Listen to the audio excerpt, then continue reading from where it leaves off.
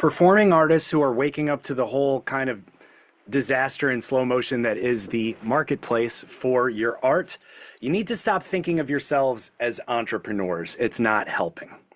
There's already a word for somebody who is public facing and creates creative communications with the mass market and kind of makes sure that the I's are dotted and the T's are crossed and that people are making money and that the artists are having an impact. There's already a word, there's already a role for this.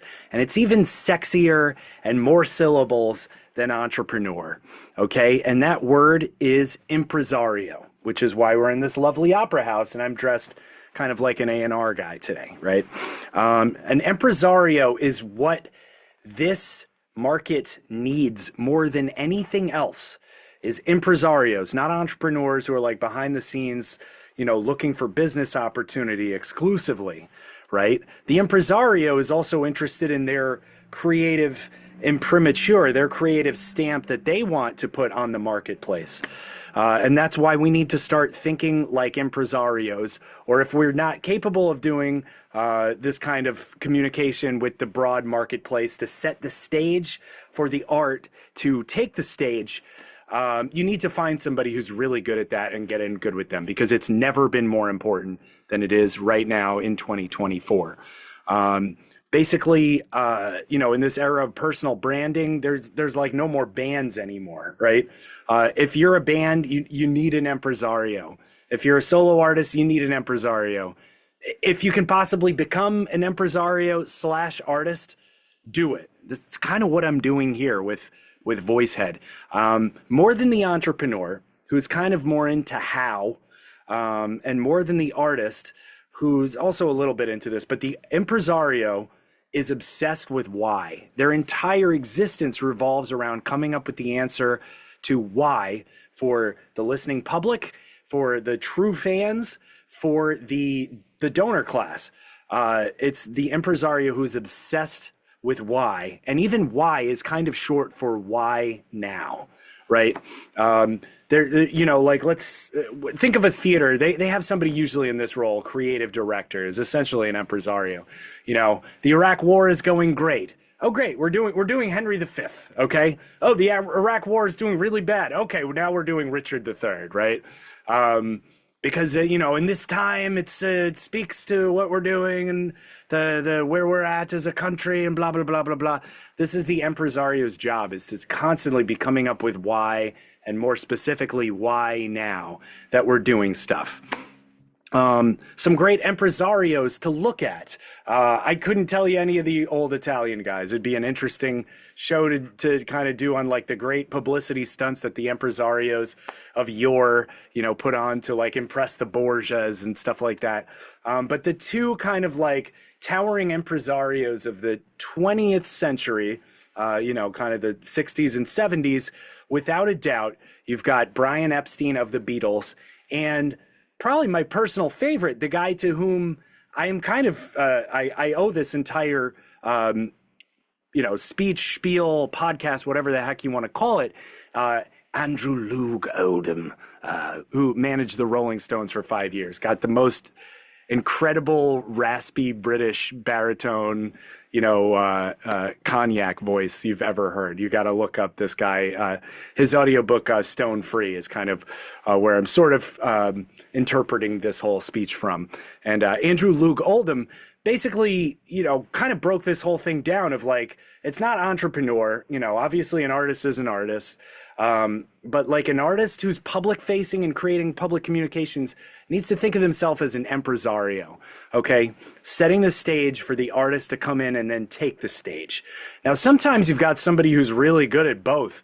You know, who comes to mind is 50 Cent. 50, you are such a good impresario. You just, you know, he's taken over Twitter. You know, he's just kind of like trolling his enemies and adversaries and stuff. He's amazing at it. And he's also a great performer. You know, but just to go back to Brian Epstein and the Beatles, Brian Epstein was so in tune with where the market was that the Beatles had no idea that they were going to be the Beatles. But Brian Epstein knew. He just absolutely knew what they could be. He knew how to translate who they were to the screen, to the stage. And he was just kind of like managing their careers. And, you know, if you hear this term fifth Beatle kicked around all the time, it was definitely Brian Epstein who was the fifth Beatle. And I'm sure any of them would tell you that, right? He had these interesting little rules and heuristics about, you know, how he would handle the press, how they should prepare, the idea of them even, you know, wearing suits instead of, you know, something a little bit more streety like the Rolling Stones, who came along after. The Rolling Stones couldn't have broken through with the culture where it was at. You know, it was Brian Epstein and the Beatles, these like clean cut, very polite, sweet, but also very funny, charming, charismatic boys. Brian Epstein knew that these guys just needed to get their reps in, so he booked them at these, you know, these gigs in Hamburg, you know, where they would just be playing, you know, 4 hours a night, 7 nights a week, just busting their butts and getting so tight that they could just go into the studio and record their first album in a single day, which they did. You know, the last one, of course, was Twist and Shout, which is why John sounds so raspy on it. This was Brian Epstein. He had some other rules that I thought were really cool.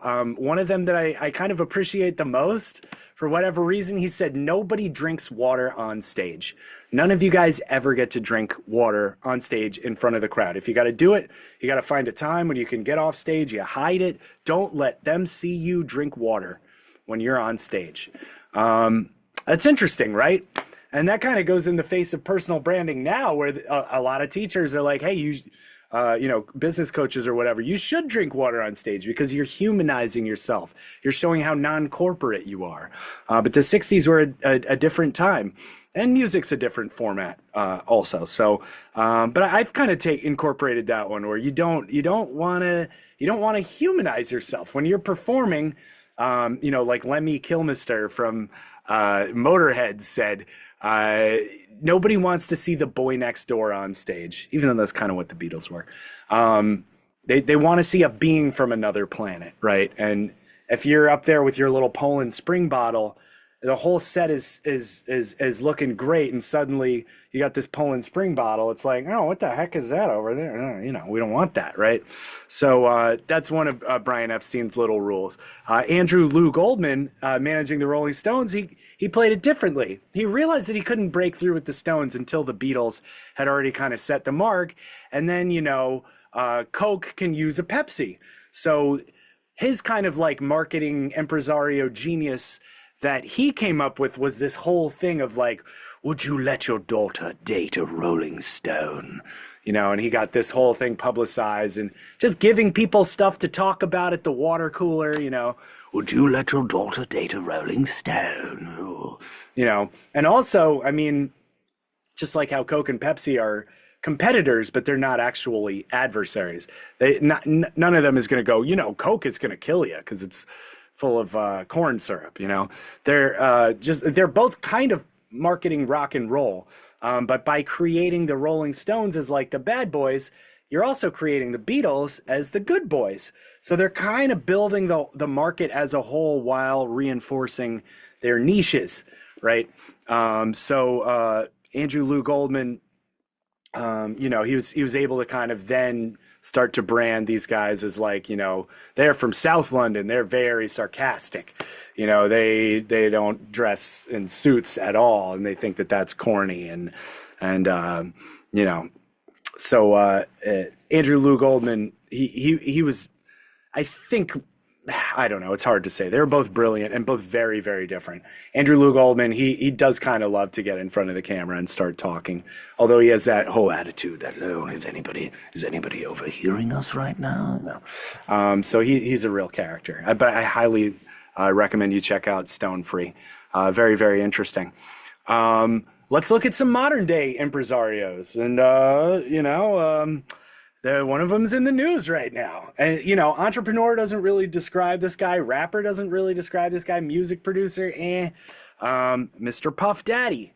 He, you know, for all of his many faults, he was a very brilliant impresario. He's constantly able to get in front of the camera and answer this question of why. Why listen to this guy? Why listen to hip hop? Why be engaged with, XYZ? Who's new? Who's coming up? Just getting the eyeballs and the earballs onto the artists that they're promoting. And I think that this skill is so in demand now that it partially explains why P. Diddy was able to get away with being apparently, hasn't been convicted yet, but like such a monster. Yeah, I mean, well, saw the tape, right? So such a monster. Because he was providing the skill of the impresario and bringing the eyeballs and the earballs and the attention to the artists. And so there was just a lot of complicity all around. The record companies are just going to look the other way. The artists are going to look the other. Everybody's going to kind of compartmentalize around this person with this quite remarkable skill set. And I think it's less about like how the impresario becomes who they are and more just about how kind of nuts they can be and still be good at their job and still stick the landing and maintain, a successful public image for decades. The job is that important. So obviously, that being aside, what can we do to be our own impresarios? Well, I mean, you're kind of looking at it here. This is a little bit what VoiceHead is all about, is to answer this question, certainly of how singers can do certain things from a technical standpoint. But people need a why. They just need a why. And especially if you're going to do something that's a little bit like uphill, right?